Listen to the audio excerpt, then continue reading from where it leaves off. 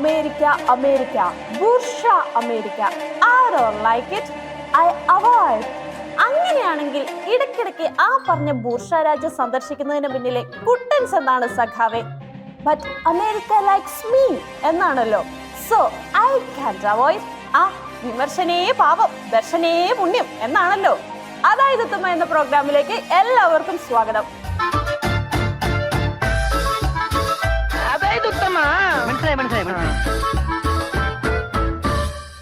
പ്രിയപ്പെട്ട സഖാക്കളെ, ഇന്നത്തെ പ്രോഗ്രാം ഉദ്ഘാടനം ചെയ്ത് സംസാരിക്കാൻ എത്തിച്ചേർന്നിട്ടുള്ളത് ആരോഗ്യ മേഖലയെ സ്വന്തം കഠിന പ്രയത്നത്തിൽ തള്ളി ഒന്നാമതെത്തിച്ച നമ്മുടെ ശൈലജ ടീച്ചറാണ്. സഖാവിന്റെ പുതിയ പ്രതിസന്ധി അറിഞ്ഞിട്ടാണോ എന്തോ പ്രതിസന്ധിയെ മറികടക്കാനുള്ള ടിപ്പൊക്കെ ആയാണ് ടീച്ചറിന്റെ വരവ്. ഇന്നും പ്രതിസന്ധി വരുമ്പോ കമ്മ്യൂണിസ്റ്റ് മാനിഫെസ്റ്റോ വായിച്ചു നോക്കുന്നു. മൂലധനം എന്ന് പറയുന്നത് മുതലാളിത്തത്തിന്റെ ചൂഷണത്തിനെതിരായിട്ടുള്ള സാമ്പത്തിക വിവരങ്ങൾ അടങ്ങിയ ഗ്രന്ഥമാണ്. അങ്ങനെ ബൂർഷ രാജ്യം സന്ദർശനം വേണോ വേണ്ടയോ എന്ന പ്രതിസന്ധിയിലിരിക്കുന്ന സഖാവും ടീച്ചർ പറഞ്ഞ മുതലാളിത്തത്തെ തോൽപ്പിക്കാനുള്ള ആ പുസ്തകം ഒരിക്കൽ കൂടി വായിച്ചു കാണണം. പക്ഷേ പേന കൊണ്ട് എഴുതിയ കഥ റബ്ബർ കൊണ്ട് മായ്ക്കാനാകില്ലല്ലോ എന്ന ദുഃഖത്തിൽ കമ്മ്യൂണിസത്തോട് തികച്ച നീതി പുലർത്തിക്കൊണ്ട് സഖാവ് ആ തീരുമാനമെടുത്തു. അങ്ങനെ ഒരിക്കൽ കൂടി സഖാവ് കമ്മ്യൂണിസത്തിന്റെ പുണ്യഭൂമിയായ അമേരിക്കയിലേക്ക് യാത്രയാകുകയാണ് സുഹൃത്തുക്കളെ.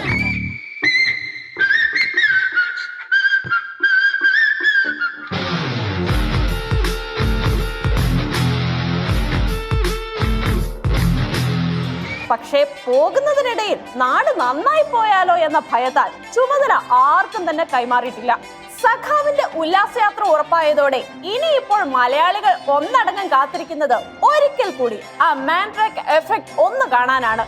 എന്നാൽ കഷ്ടപ്പെട്ട മാൻട്രാക്ക് എഫക്ട് സൃഷ്ടിക്കാൻ ആകില്ലല്ലോ, അതിനൊരു തീപ്പൊരി വേണം. മാൻട്രാക്ക് ആരാധകർ കാത്തിരുന്നത് പോലെ തന്നെ അന്ന് കാട്ടുതീ പടർന്നു.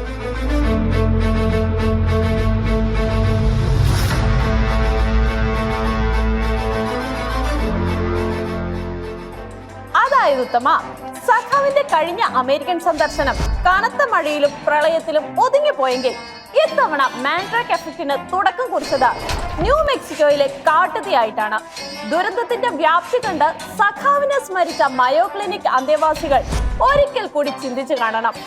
Powerful peoples comes from powerful places. പക്ഷേ സുനാമിയുണ്ട്, കാട്ടുതീയുണ്ട്, പ്രളയമുണ്ട് എന്ന് പറഞ്ഞ് സഖാവ് പലതവണയെ ഞെട്ടിക്കുന്ന അമേരിക്ക പോലും അറിഞ്ഞു കാണില്ല മറ്റൊരാളുടെ കാൽപാദങ്ങൾ കൂടി അവിടെ പതിച്ചു കഴിഞ്ഞു എന്ന്. ആ കാൽപാദങ്ങൾ സഖാവിനേക്കാൾ കൂടുതൽ അമേരിക്കയെ സ്നേഹിക്കുന്ന കോടിയേരി സഖാവിൻ്റെത് തന്നെയായിരുന്നു. അമേരിക്കയോടുള്ള കോടിയേരി സഖാവിന്റെ പഴയൊരു സ്നേഹാദര പ്രകടനം ഒന്ന് കണ്ടു നോക്കാം. സാമ്രാജ്യത്തിന്റെ ഒരു കേന്ദ്രീകരണം ഇന്ന് വന്നിരിക്കുകയാണ്.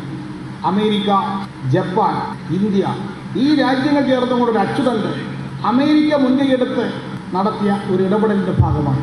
ചരിത്രം വഴിമാറും ചിലർ വരുമ്പോൾ എന്നാണല്ലോ കോടിയേരി സഖാവ് അന്ന് പറഞ്ഞ സാമ്രാജ്യത്വ ശക്തി തൽക്കാലത്തേക്ക് സമാധാനത്തിന്റെ വെള്ളരി പ്രാവുകളായി എങ്കിൽ സഖാവിനെയും തെറ്റ് പറയാനാകില്ല. അല്ലെങ്കിലും ഒരു ചേഞ്ച് ആരാണ് ആഗ്രഹിക്കാത്തത്, അല്ലേ ടീച്ചറെ? ഈ കമ്മ്യൂണിസ്റ്റ് ഗവൺമെന്റിനെ അട്ടിമറിക്കാൻ മുതലാളിത്തത്തിന് നേതൃത്വം നൽകുന്ന അമേരിക്കൻ സാമ്രാജ്യത്വം ശ്രമിച്ചു. നമ്മളാന്ന് പറഞ്ഞപ്പോൾ ചിലർ പറഞ്ഞു പിന്നെ അങ്ങങ്ങാനുള്ള വലിയ അമേരിക്ക, ഈ രാജ്യത്തിന്റെ മൂലയിലുള്ള ഒരു കുഞ്ഞു കേരളത്തിൽ കമ്മ്യൂണിസ്റ്റ് പാർട്ടി വന്നതിനെ അട്ടിമറിക്കാൻ വേണ്ടി നാണോ ഇല്ലേ നിങ്ങൾക്ക് പറയാൻ ചോദിച്ചു. നമ്മളത് പറഞ്ഞപ്പോൾ നമുക്കറിയാമായിരുന്നു കമ്മ്യൂണിസത്തിന്റെ നാമ്പ് എവിടെ മുളച്ചു വന്നാലും സാമ്രാജ്യത്വം അതിനെ ചവിട്ടി തേച്ച് കളയും, അതിന് പരിശ്രമിക്കുമെന്നുള്ളത്. അമേരിക്ക സന്ദർശിക്കുന്ന സഖാക്കന്മാരുടെ എണ്ണം വർദ്ധിച്ചുകൊണ്ടിരിക്കുന്ന വേളയിൽ തന്നെ ടീച്ചർ അമേരിക്കയെ ഇങ്ങനെ ആദരിക്കുമ്പോൾ അമേരിക്കയ്ക്ക് വെച്ചത് സഖാക്കൾക്ക് കൊണ്ട അവസ്ഥയാണ്. പുണ്യഭൂമി സന്ദർശനത്തിന്റെ ഭാഗമായി ഇടയ്ക്കിടയ്ക്ക് അമേരിക്കയ്ക്ക് പോകുന്ന സഖാവ് ഒപ്പം എന്റെ കൊടിയുടെ നിറവും ചുവപ്പ് തന്നെയാ എന്ന് പറഞ്ഞ് പിറകെ പോകാൻ ഒരുങ്ങുന്ന കോടിയേരി സഖാവ്. നല്ല കോമ്പിനേഷൻ അല്ലേ റിയ സഖാവേ? പാർട്ടി നയിക്കുന്ന കോടിയേരിയും കേരളത്തിന്റെ ഗവൺമെന്റ് നയിക്കുന്ന മുഖ്യമന്ത്രിയും ഒരു ഹൈ കോമ്പിനേഷൻ, ഒരു മാതൃകാ കോമ്പിനേഷൻ. ഏത് രാഷ്ട്രീയ പ്രസ്ഥാനങ്ങൾക്കും മാതൃകയാക്കാവുന്ന ഒരു കോമ്പിനേഷനാണ്. ഇതിലും നല്ല കോമ്പിനേഷൻ സഖാക്കൾക്കിടയിലല്ലാതെ വേറെ എവിടെ കാണാനാണ്? പ്രമുഖ സഖാക്കന്മാരുടെ ഒന്നിച്ചുള്ള ബൂർഷ രാജ്യ സന്ദർശനം അമേരിക്കയിലെ ഏതെങ്കിലും പൈപ്പിന്റെ ചോട്ടിലെങ്കിലും ചുവപ്പ് കൊടി നാട്ടാനാണോ എന്നും ചിന്തിക്കേണ്ടിയിരിക്കുന്നു. അധികാരത്തിലേക്ക് തള്ളിക്കയറാൻ വേണ്ടി ആരോഗ്യ മേഖലയെ പൊക്കിയടിച്ച കഥകളുടെ വാലിഡിറ്റി തീർന്നത് കൊണ്ടാണോ ഈ അമേരിക്കൻ സന്ദർശനം എന്നാണ് മലയാളികൾ ചോദിച്ചു പോകുന്നത്. ആരോഗ്യമന്ത്രിമാരും മുഖ്യനും ഒരേപോലെ തള്ളിമറിച്ച കേരളത്തിന്റെ 1-ാം സ്ഥാനം കാലാവസ്ഥയ്ക്കനുസരിച്ച് 2-ാം സ്ഥാനത്തേക്ക് മാറിപ്പോകുന്നത് തികച്ചും വേദനാജനകം. കേരളത്തിലെ വിപ്ലവ ആരോഗ്യ മേഖല ഉപേക്ഷിച്ച മയോ ക്ലിനിക്കിൽ പോകാൻ വേറെ വല്ല കാരണവും ഉണ്ടോ ഇനി ടീച്ചറെ? ഇന്ന് ഏറ്റവും കൂടുതൽ ആയുസ്സുള്ള മനുഷ്യര് കേരളത്തിലാണ്. നമ്മുടെ പ്രതീക്ഷിത ആയുസ് 76 ശരാശരി. ഇത് വലിയ സമ്പന്ന രാജ്യമായ അമേരിക്കയുടെ അടുത്താണ്. അവർക്ക് 78 ഉണ്ടായിരുന്നു, അത് കുറഞ്ഞിട്ട് ഇപ്പോൾ 77 ഇനിയിപ്പോൾ 76 എന്നറിയില്ല. നമ്മൾ കിടപിടിക്കുന്നത് നേരത്തെ പറഞ്ഞതുപോലെ നമ്മളെ ഉപമിക്കുന്നത് അതിസമ്പന്ന രാജ്യങ്ങൾക്കൊപ്പമാണ്. കേരളം 1-ാമത് എന്ന തള്ളലിന്റെ ഹാങ് ഓവറിൽ നിന്ന് ടീച്ചർ ഇതുവരെ പുറത്ത് വന്നിട്ടില്ല എങ്കിലും ഒരു ചെറിയ തോതിലെങ്കിലും മുതലാളിത്തവുമായുള്ള അന്തർധാര സജീവമാക്കാൻ സഖാക്കൾ കിണഞ്ഞു പരിശ്രമിക്കുന്നുണ്ട്. സഖാവിന്റെ കഴിഞ്ഞ അമേരിക്കൻ സന്ദർശനത്തിന് നിസ്സാരമായ 29,82,000 രൂപ മാത്രമേ ഖജനാവിൽ നിന്ന് ദാനം നൽകേണ്ടി വന്നുള്ളൂ എന്നത് സഖാക്കന്മാരുടെ പുതിയ യാത്ര വേഗത്തിലാക്കാൻ സർക്കാരിന് പ്രചോദനമായി കാണണം.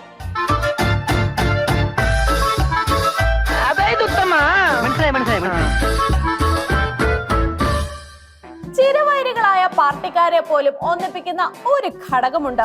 അഴിമതിയാണോ? അല്ല. ഇനി മലക്കമറിച്ചിലാണോ? അതുമല്ല. ഇതൊന്നും അല്ലെങ്കിൽ പിന്നെ എന്താണ്? നമ്മുടെ ഇഫ്താർ വിരുന്നാണേ. പക്ഷെ ഇനിയിപ്പോൾ കാരണഭൂതം ഇഫ്താർ വിരുന്നിന് ക്ഷണിച്ചാൽ തന്നെ എതിർ പാർട്ടിയുടെ ക്ഷണം സ്വീകരിക്കാനുള്ള ഹൃദയവിശാലത കോൺഗ്രസ് പാർട്ടിക്ക് ഉണ്ടോ സതീശേട്ടാ? CPM-മായി കൈകോർത്ത് പിടിക്കാനുള്ള ഹൃദയവിശാലത ഇപ്പോഴത്തെ കോൺഗ്രസ് നേതൃത്വത്തിന് ഇല്ല. അത് ശരിയാണ്. ഉള്ളൊരുകിയുള്ള സതീശേട്ടന്റെ വാക്ക് കേട്ടാൽ തന്നെ അറിയാമല്ലോ, സഖാവ് ക്ഷണിച്ചാൽ തന്നെ ആര് പോകില്ല എന്ന തീരുമാനമെടുക്കാനേ തരവുള്ളൂ. ഇനിയിപ്പോൾ എതിർ പാർട്ടിയുടെ ക്ഷണം സ്വീകരിച്ച ആരെങ്കിലും പങ്കെടുത്താലോ? വിശ്വാസ ലംഘനം ഒരു സ്വന്തം പാർട്ടിയോട് നടത്തിയ ഇതൊരു എന്താ പറയാ, പാർട്ടിയെ ഒറ്റുകൊടുത്ത ഒരാളായിട്ട് ഞങ്ങൾക്ക് മാഷി ഇപ്പൊ കാണാൻ പറ്റും. പാർട്ടിയെ ഒറ്റുകൊടുത്തുവെന്ന ചീത്തപ്പേര് വീണ്ടും വീണ്ടും തലയിലെടുത്തു വെക്കാൻ കോൺഗ്രസ് അണികൾ ഇനിയും ആഗ്രഹിക്കുന്നില്ല എന്ന് തന്നെ വിശ്വസിക്കാം.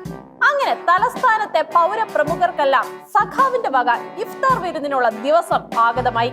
അടുത്തിടെ അച്ചടക്ക ലംഘിതൻ എന്ന ചുവപ്പ് പൊന്നാടയ്ക്ക് അർഹനായ തോമസ് മാഷ അതിഥികൾക്കിടയിൽ അച്ചടക്കം ലംഘിക്കുന്ന കോൺഗ്രസ് അണികളും ഉണ്ടോ എന്ന് ചെറുതായിട്ടൊന്ന് തിരഞ്ഞു നോക്കി. അധികം തിരിയേണ്ടി വന്നില്ല. സഖാവിന്റെ ഇടതുവശത്തിരിക്കുന്ന സതീശേട്ടന്റെ ഇടത്തേക്കുള്ള ചായ്വ് കണ്ട മാഷ് ശരിക്കും ഞെട്ടിക്കാണണം. ആ ഞെട്ടലിൽ തന്നെ മാഷ് ചോദിച്ചു, ഇവിടെ മുഖ്യമന്ത്രിയെ ഇഫ്താറിന് ക്ഷണിക്കുന്നു, മുഖ്യമന്ത്രി ഇഫ്താറിൽ പങ്കെടുക്കുന്നു പ്രതിപക്ഷ നേതാവ്, മറ്റു ചില നേതാക്കന്മാർ കോൺഗ്രസ്. ഇത് ശരിയാണോ?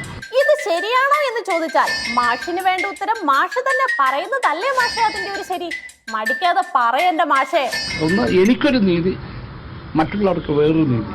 ആ സമീപനം ശരിയല്ല എന്നാണ് ഞാൻ ഇന്നലെ രാത്രി AICC നേതൃത്വത്തെ അറിയിച്ചത്. പെട്ടെന്നൊരു സുപ്രഭാതത്തിൽ സ്ഥാനഭ്രഷ്ടനാകേണ്ടി വന്ന മാഷിന് ഇക്കാര്യം ശരിയല്ല എന്ന് പറയാനുള്ള സ്വാതന്ത്ര്യം കമ്മ്യൂണിസ്റ്റ് ഭരണഘടനയിൽ ഉറപ്പു നൽകുന്നുണ്ട്.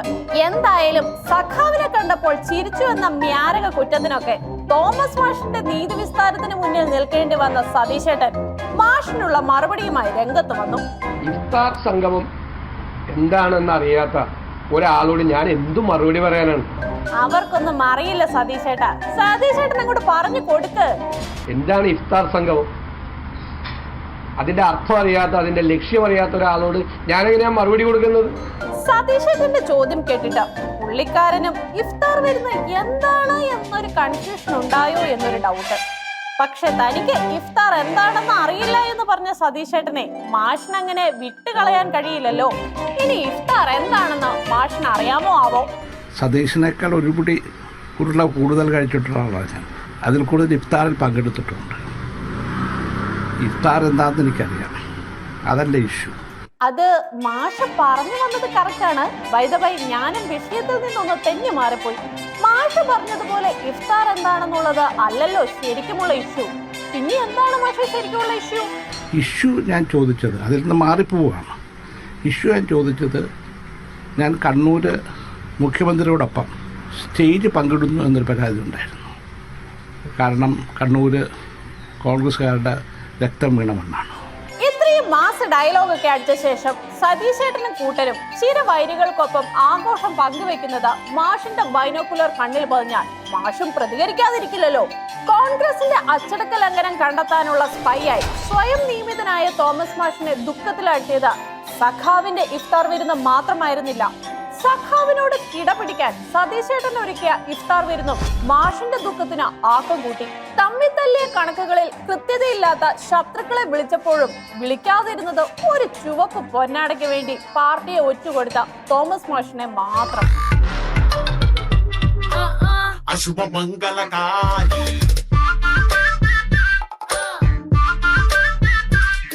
സതീശേട്ടൻ അപമാനിച്ചു വിട്ടവരും സതീശേട്ടനെ അപമാനിച്ചു വിട്ടവരും എല്ലാരും തന്നെ എത്തിച്ചേർന്നിട്ടുണ്ട്. രാജുവുമുണ്ട്, ബാലുവുമുണ്ട്. പക്ഷെ കൂട്ടത്തിലെ കൊമ്പനെവിടെ?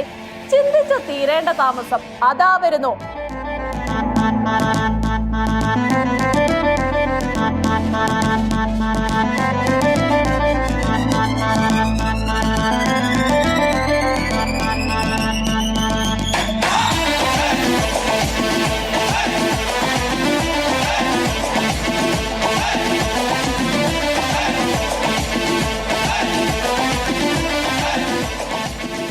പരസ്പരം വെട്ടിച്ചാകുന്ന അണികൾക്ക് പുത്തൻ ഊർജവുമായി അവർ ഒന്നിക്കുകയാണ് സുഹൃത്തുക്കളെ.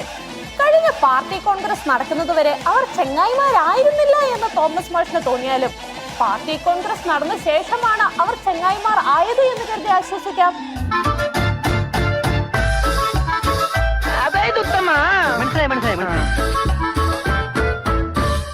ജനങ്ങൾക്ക് വേണ്ട കോമഡികൾക്ക് വിരാമമിട്ട് വിജയരാഘവൻ സഖാവ് LDF കൺവീനർ സ്ഥാനത്ത് നിന്ന് പടിയിറങ്ങുകയാണ്. വിജയരാഘവൻ എന്ന വൻമരം വീണു. ഇനി ആരെ എന്ന ചോദ്യം ഏറിൽ മുഴങ്ങുമ്പോൾ തന്നെ പെട്ടെന്ന് എവിടെ നിന്നോ ഒരു ഗർജന ശബ്ദം. സഖാവ് വിജയരാഘവനായിരുന്നു ഇടതുപക്ഷ ജനാധിപത്യ മുന്നണിയുടെ കൺവീനർ. അദ്ദേഹം PBയിലേക്ക് പോയത് കൊണ്ട് ഡൽഹിയിൽ കേന്ദ്രീകരിച്ച് പ്രവർത്തിക്കണം. അങ്ങനെ വന്നപ്പോഴാണ് അതിന് പകരം ആ ചുമതല ഏറ്റെടുത്ത് പ്രവർത്തിക്കാൻ പാർട്ടി സംസ്ഥാന കമ്മിറ്റി എന്നെ ചുമതലപ്പെടുത്തി. എന്തുകൊണ്ട് EP എന്നതിനെ കുറിച്ച് സ്വാഭാവികമായ ഒരു അവലോകനമാണ് ഞാൻ ഉദ്ദേശിക്കുന്നത്. അങ്ങനെ LDF കൺവീനർ സ്ഥാനത്തേക്ക് വേണ്ട ഉത്തമ പുരുഷനെ തന്നെ പാർട്ടി കണ്ടെത്തി. അപ്പോൾ ഇനി ഉദ്ഘാടനമാണ്. ജയരാജൻ സഖാവേ, അപ്പോൾ ചടങ്ങുകൾ ശടപടേ എന്നങ്ങോട്ട് നടക്കട്ടെ.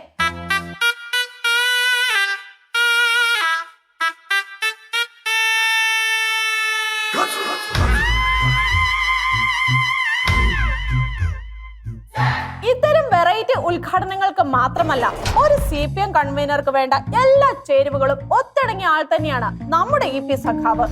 ഇനി ഘടകകക്ഷികളെ നിലയ്ക്ക് നിർത്തേണ്ട സാഹചര്യമാണ് വരുന്നതെങ്കിലോ അതിനുള്ള മറുമരുന്നും സഖാവിന്റെ അടുത്തുണ്ട്. നീ വരൂ.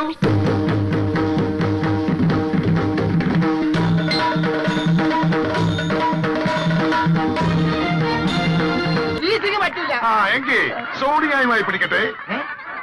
അതാരി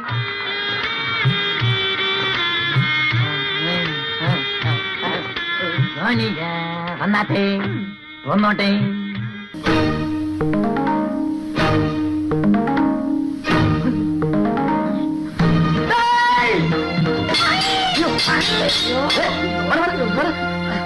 നീ വന്ന നന്നായി, അല്ലെങ്കിൽ ഞാൻ ഇവന്റെ തല പോയി തന്നെ അങ്കക്കലി കൊണ്ടുപോയി. പക്ഷെ പോരാട്ടത്തിന് ശേഷം കിട്ടിയടി കളരിയുടെ ആണോ കരാട്ടിയുടെ ആണോ എന്ന് ചോദിച്ചാൽ സഖാവ് ചെറുതായി ഒന്ന് പെട്ടുപോകും. 10 ദിവസം നീണ്ടു നിൽക്കുന്ന കരാട്ടെ പരിശീലനം. കളരി കരാട്ടെ അല്ലല്ലേ? ഈ അബദ്ധങ്ങളിലും സഖാവിന്റെ ആത്മധൈര്യം അത് അങ്ങനെയൊന്നും ചോർന്നു പോകുന്ന ഒന്നല്ല. സഖാവിന്റെ വീര പോരാട്ടത്തിനുള്ള ഊർജ്ജം ലഭിക്കുന്നത് ദേ ഇവിടെ നിന്നാകണം.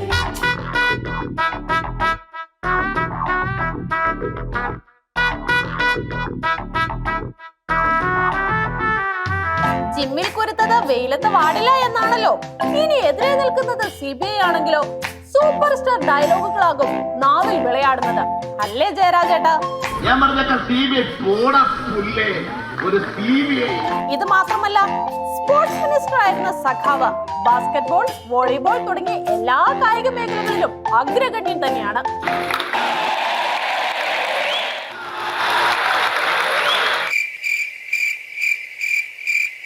അമിത സ്നേഹം മൂലം മുഹമ്മദ് അലിയെ മലയാളിയാക്കിയവൻ EP. കിട്ടിയ അവസരം മുതലാക്കി IM വിജയനെ MN വിജയൻ ആക്കിയവൻ EP.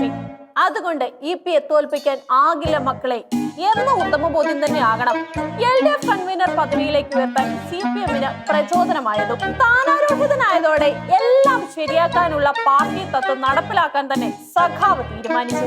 നിങ്ങൾ കാത്തിരിക്കൂ, ഇടതുപക്ഷ മുന്നണിയുടെ കുതിപ്പ് നിങ്ങൾക്ക് കാണാം. കേരളത്തിലെ ജനങ്ങൾ ഹൃദയത്തിലേറ്റി നെഞ്ചിലേറ്റി ഈ ഇടതുപക്ഷ മുന്നണിയെ പ്രോത്സാഹിപ്പിക്കും, ശക്തിപ്പെടുത്തും. അതാണ് കേരളത്തിന്റെ ഭാവി രാഷ്ട്രീയം. ആ കുതിപ്പിന്റെ ഭാഗമായി മുന്നണി വിപുലീകരണത്തിനുള്ള കാലുപിടുത്തവും ജയരാജൻ സഖാവ് തുടങ്ങി വെച്ചിരുന്നു. അതിനോടനുബന്ധിച്ചുള്ള സഖാവിന്റെ ആദ്യ അപേക്ഷ ഇങ്ങനെയായിരുന്നു. അപ്പോൾ മുസ്ലിം ലീഗിന്റെ വോട്ട് കൊണ്ട് തൽക്കാലം രക്ഷപ്പെട്ടു പോകുന്നൊരു പാർട്ടിയാണ് കോൺഗ്രസ്. അതുകൊണ്ട് മുസ്ലിം ലീഗും അവരെക്കുറിച്ച് ചിന്തിക്കും. ജയരാജൻ സഖാവിന്റെ അപേക്ഷ കൊള്ളേണ്ടടുത്ത് തന്നെ കൊണ്ടോ എന്ന് ചിന്തിപ്പിക്കുന്ന രീതിയിൽ തന്നെയുള്ള പ്രതികരണങ്ങളും വന്നു തുടങ്ങി. വാർത്ത കേട്ട ആദ്യം പ്രതികരിക്കാനെത്തിയ കുഞ്ഞാലിക്കുട്ടിയുടെ വാക്കുകൾ ചെറുതായി ഒന്ന് ശ്രമിക്കാം. രാഷ്ട്രീയമായ അവരുടെ കാഴ്ചപ്പാടിലുള്ള അഭിപ്രായം പറഞ്ഞു എന്ന് മാത്രമേ ഉള്ളൂ. ജയരാജൻ സഖാവിന്റെ വാക്കുകളിൽ പാർട്ടിയും സംതൃപ്തമാണോ? കാനം രാജേന്ദ്രേട്ടാ, LDF-ന്റെ വിപുലീകരണത്തെ കുറിച്ച് LDF ഇതുവരെ ചർച്ച ചെയ്തിട്ടില്ല. മുസ്ലിം ലീഗ് ആണെങ്കിൽ വേറൊരു മുന്നണി നിൽക്കുന്ന പാർട്ടിയാണ്. അതുകൊണ്ട് അത് അദ്ദേഹം പറഞ്ഞ ഒരു വ്യക്തിപരമായ അഭിപ്രായമായി കൂട്ടിയാൽ മതി. രാജേന്ദ്രേട്ടൻ മാത്രമല്ല, വിജയരാഘവൻ സഖാവും ഇതിനോട് നീതി പുലർത്തി നിലപാടുമായി രംഗത്ത് വന്നു. നിങ്ങൾ ഈ ഏതെങ്കിലും ഒരു മാധ്യമങ്ങൾക്ക് നൽകിയിട്ടുള്ള ഒരു അഭിമുഖത്തിൽ നിന്ന് ഒരു വാചകം എടുത്തിട്ട് പിന്നെ അങ്ങോട്ടും ഇങ്ങോട്ടും വ്യാഖ്യാനിക്കുന്നതിന്റെ കൂടെ ഞാൻ നിൽക്കുന്നില്ല. പാർട്ടിക്കുള്ളിലെ ഇത്തരം വീർപ്പ് മുട്ടിക്കൽ വന്നാൽ ആർക്കാണെങ്കിലും പിടിച്ചു നിൽക്കാൻ കുറച്ച് ബുദ്ധിമുട്ടുണ്ടാകുമല്ലോ.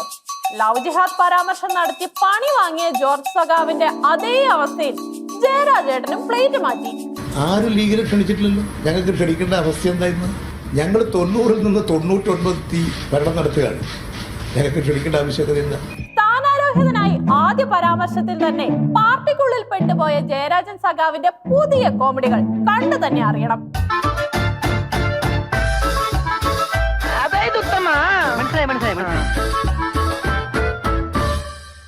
സംഭവം പാർട്ടി കോൺഗ്രസ് പ്രകടനമൊക്കെ അതിന്റെ മുറയ്ക്ക് തന്നെ നടന്നു. ഒടുവിൽ സഖാവ് സ്ലോ മോഷനിൽ വന്ന് ചാമ്പിക്കോ എന്ന് കൂടി പറഞ്ഞതോടെ പാർട്ടി കോൺഗ്രസിന്റെ 23ാം വാർഷികാഘോഷത്തിനുള്ള തിരശീലയും വീണു.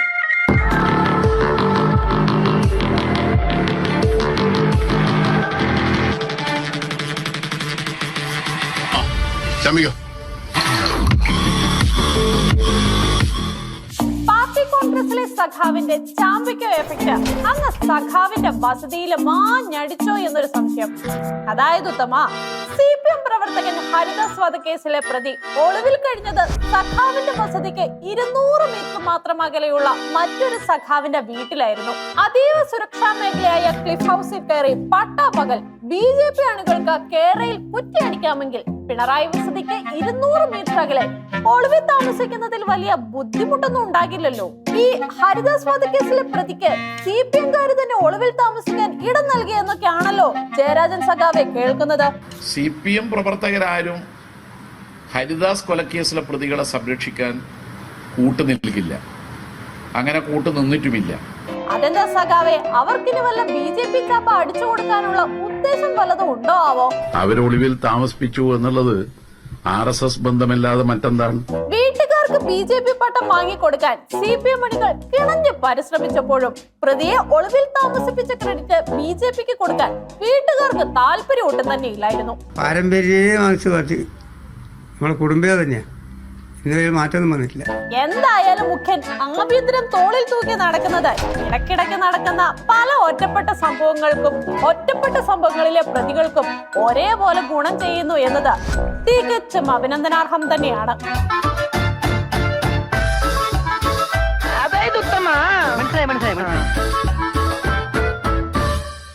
സാധാരണക്കാരായ ജനങ്ങളെ വീണ്ടും വെള്ളം കുടിപ്പിക്കാനായി ഈ രണ്ടാം പിണറായി സർക്കാരിനെ നമുക്ക് ഉപയോഗപ്പെടുത്താം എന്ന് മാത്രം പറഞ്ഞുകൊണ്ട്, അതായത് അടുത്ത ആഴ്ച ഇതേ ദിവസം ഇതേ സമയം